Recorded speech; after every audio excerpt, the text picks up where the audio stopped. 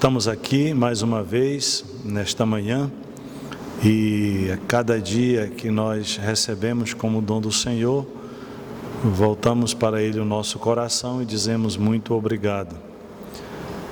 Estamos quase no final desta jornada de exercícios espirituais. Aliás, jornadas, né? Porque foram vários dias que vocês estão dedicando ainda para a reflexão e o encontro com Deus.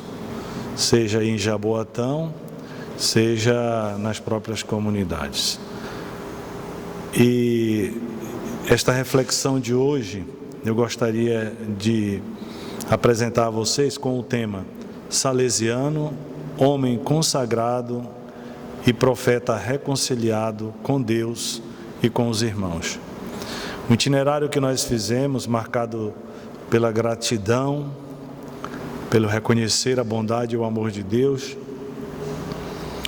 também marcado pela paixão que nós devemos nutrir para com o Senhor e os seus filhos, nossos irmãos, e o fato de nós sermos convocados a fazer crescer sempre mais em nós a profecia da esperança, nos pede uma atitude de conversão. Por isso, quero dedicar a reflexão desta manhã para nos ajudar a celebrar a reconciliação. Sabemos que reconciliar-se é um processo, converter-se é um processo. E sempre, como é tradição nas nossas experiências salesianas de exercícios espirituais, nós dedicamos um dia para esta experiência. Precisamos nos colocar no caminho de metanoia, ou seja, voltar, como diz em hebraico, não é como se expressa em hebraico, shuv, voltar, retornar, restituir, devolver, converter-se, né? Não abandonar a estrada, mas fazer uma reflexão, um exame de consciência para poder caminhar com mais coragem, com mais ânimo. Ao Senhor nós nos apresentamos como homens consagrados por Ele e como profetas marcados pelas luzes da sua abundante e surpreendente graça. Mas também nós percebemos com muita sinceridade e humildade as trevas das nossas incoerências, os nossos amornamentos e também pequenas e grandes traições. A ação do Espírito Santo durante esses dias tem nos conduzido para uma intensa oração, para o deserto da nossa interioridade, para a reflexão, para o discernimento e, sobretudo, para o desejo crescente de transformação radical, dom do Senhor para nós. Portanto, é chegado a hora de abrir os ouvidos do nosso coração. É interessante que, mais do que escutar com os ouvidos, escutamos com o coração. Só assim, nesta atitude de escuta, acolheremos a maravilhosa complexidade do nosso ser. E a arte de escutar pede-nos uma sintonia, como nós falamos desde a primeira reflexão destes exercícios espirituais, uma sintonia com o Mestre da interioridade, com o Espírito Santo, com o prescrutador dos nossos corações, a fim de que nós sejamos iluminados pela palavra e pela graça multiforme de Cristo. A escuta, meus irmãos, como nós sabemos, é uma atitude que, antes de tudo, significa inclinar-se para Deus e para o outro. É disponibilidade. E nessa experiência de escutar com muita serenidade, talvez nós não escutaremos somente coisas agradáveis, mas não devemos temer, porque os exercícios espirituais eles nos colocam nesta perspectiva. Afinal de contas, aquele que já se sente totalmente pronto, totalmente convertido, talvez esteja assumindo uma atitude farisaica. É bom mesmo sentar-se, ou se ajoelhar no último banco, baixar a cabeça, bater no peito e dizer: Senhor, tende piedade de mim, e assim o Senhor olhará para nós, terá compaixão e misericórdia e voltaremos justificados para as nossas casas, para as nossas comunidades. Somos continuamente recriados no amor misericordioso de Deus. Deus nos ama, Deus nos perdoa. E isso desperta em nós um profundo sentimento de gratidão e um desejo sempre maior de conversão. Quanto mais perdoados, mais nos sentimos necessitados da graça e da misericórdia de Deus. Gosto muito de lembrar uma fala de Madre Teresa de Calcutá, não me lembro muito bem a ocasião, mas alguém lhe teceu um grande elogio, dizendo: Madre Teresa, a senhora é uma mulher maravilhosa, não é? Uma pessoa que teve a oportunidade de encontrar-se com reis, rainhas, primeiros ministros, presidentes, autoridades, uma pessoa que tem uma obra fabulosa. E ela humildemente respondeu: eu tenho certeza, no fundo do meu coração, que se o Senhor tivesse encontrado alguém mais pecadora do que eu, teria lhe confiado tudo isso que você vê hoje confiado à congregação e também à minha pessoa, não é? Quanto mais agraciados por Deus, mais nos reconheceremos pequenos e humildes. Pela dócil ação do Espírito Santo, o discípulo missionário dá uma virada em sua vida. Ele aceita a cruz de Cristo com uma consciência, com uma certeza de que morrer para o pecado é alcançar a vida. A fim de nos libertarmos da mentalidade do pecado num contexto de discernimento, é importante viver uma fase, como se fala nas reflexões sobre o discernimento, a fase da purificação. E esta purificação é aquela que nos leva ao conhecimento de si e de Deus. Esse conhecimento ele é encontrado de modo particular no perdão. O pecado significa compreender a si mesmo fora do amor. Nós percebemos todas as vezes que nós pecamos e que analisamos as nossas consciências, a nossa intimidade, naturalmente guiados por Deus, que pecar significa compreender a si mesmo fora desta dinâmica vital, né? Deste ar vital do amor. Ter uma visão, pecar é ter uma visão de si desvinculado dos outros, em que o mais radical reconhecimento de si não consiste em estar voltado para os outros, mas projetar o futuro na ótica de si mesmo. É um fechar-se em si mesmo, é uma verdadeira contrariedade, já que o Senhor nos criou para a relação, para o encontro, não para o fechamento, como diz o Papa Francisco, não para construir muros, mas somos construtores de pontes. O pecado corta as nossas verdadeiras, profundas e mais autênticas relações. E vai cada vez mais se pervertendo e nos pervertendo. Vai inflando o nosso ego, faz com que nós percamos a consciência de quem nós somos. A via purificadora da qual nós falamos anteriormente tem também os seus enganos e as suas ilusões. Por quê? Porque não é raro que a pessoa, que nós, sejamos continuamente tentados a confessar pecados, episódios, costumes, erros, pensando que com isso está realizando a purificação. Isso não é suficiente. É preciso ir na raiz, é preciso ir na causa. Na realidade, devemos saber escolher os pensamentos que levam, isso sim, a um radical conhecimento de Deus, a ceder diante dele, a não lhe opor resistência, a não endurecer o coração, a não construir muros, a admitir que muitas vezes nós escolhemos a nós mesmos ao invés de Deus, a reconhecer com sinceridade que em tantas circunstâncias o epicentro da nossa vida não é Deus, mas nós mesmos.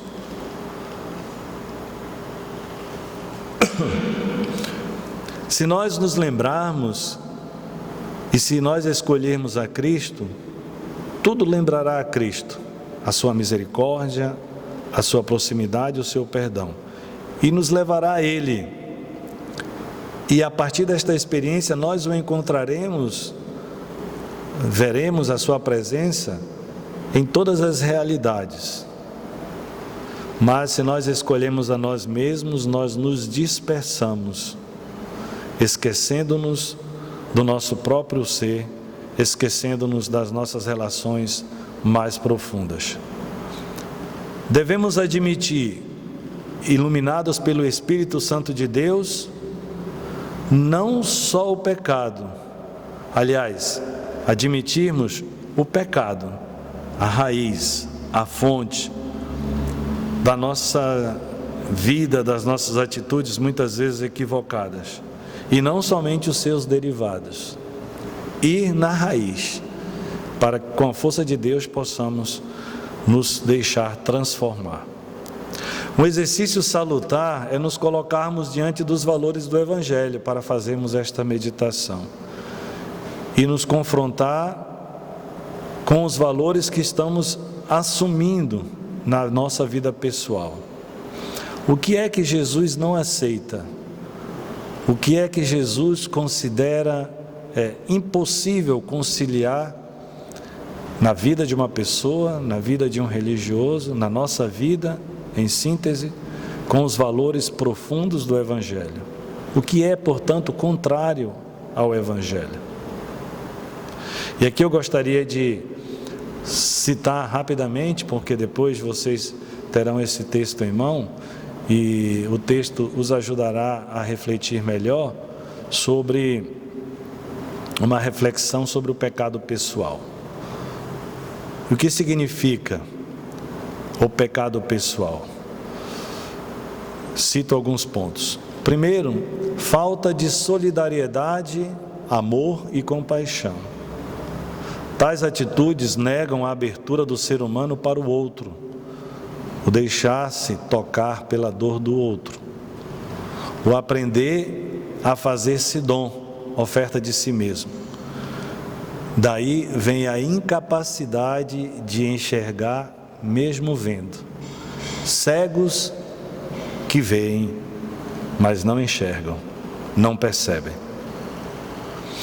Em verdade vos digo, todas as vezes que não fizestes isso a um destes mais pequenos, foi a mim que deixastes de fazer.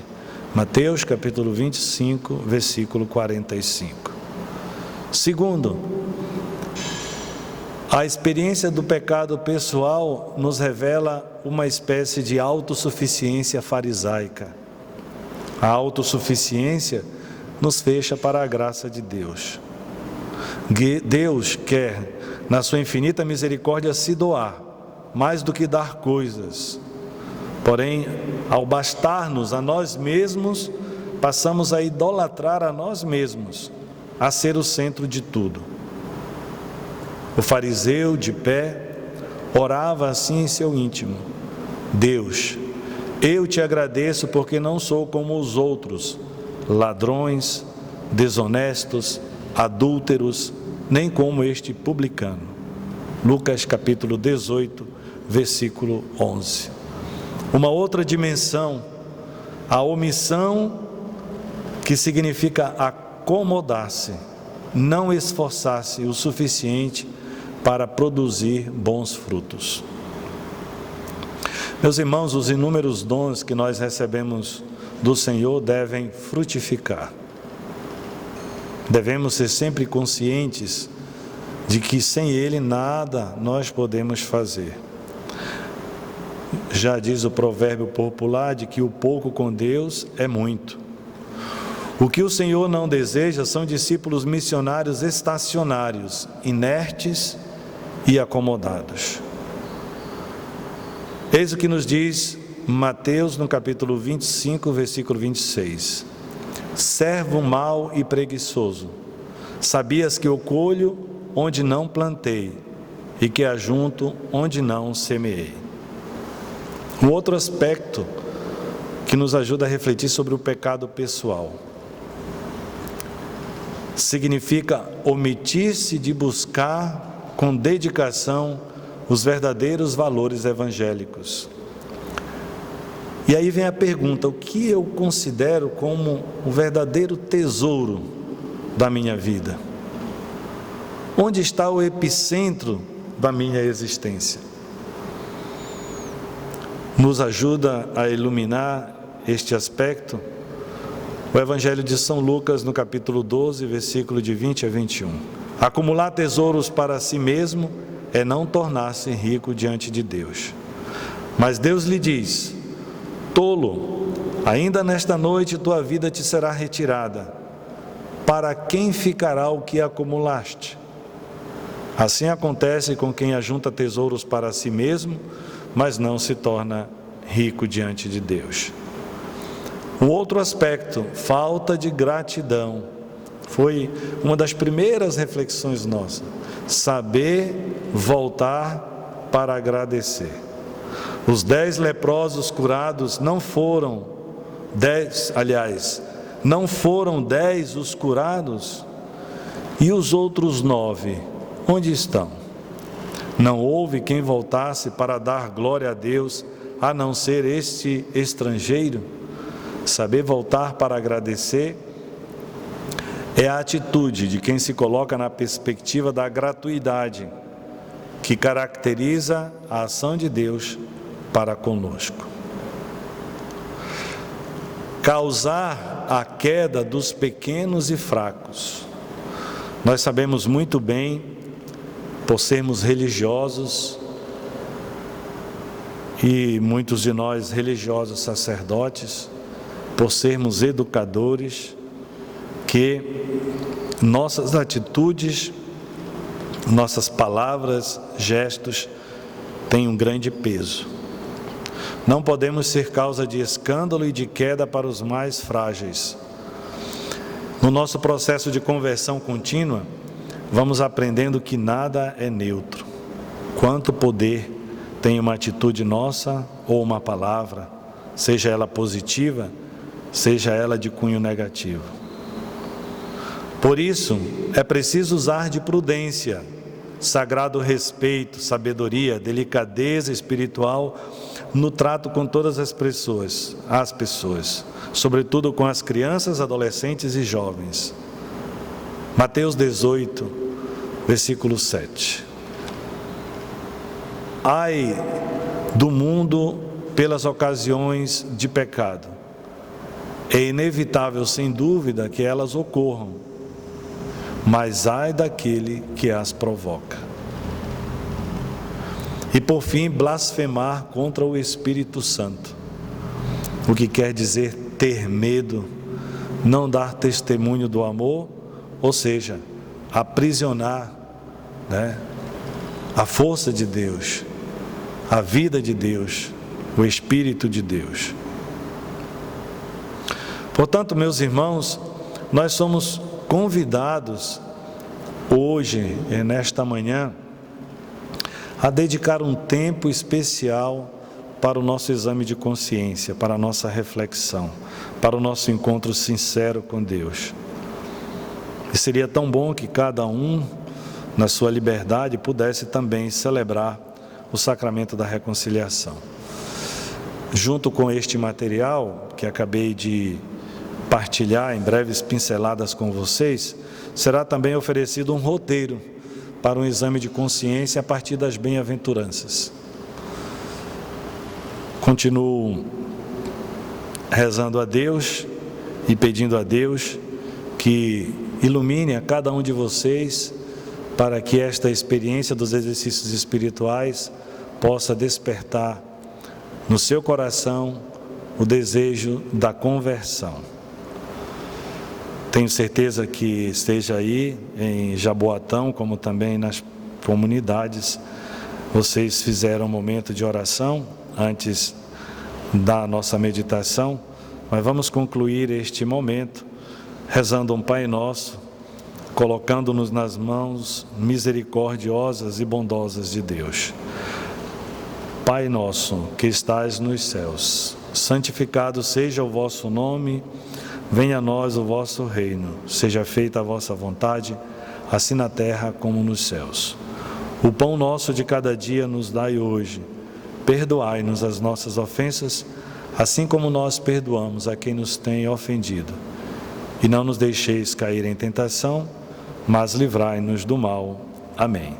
O Senhor esteja convosco, Ele está no meio de nós.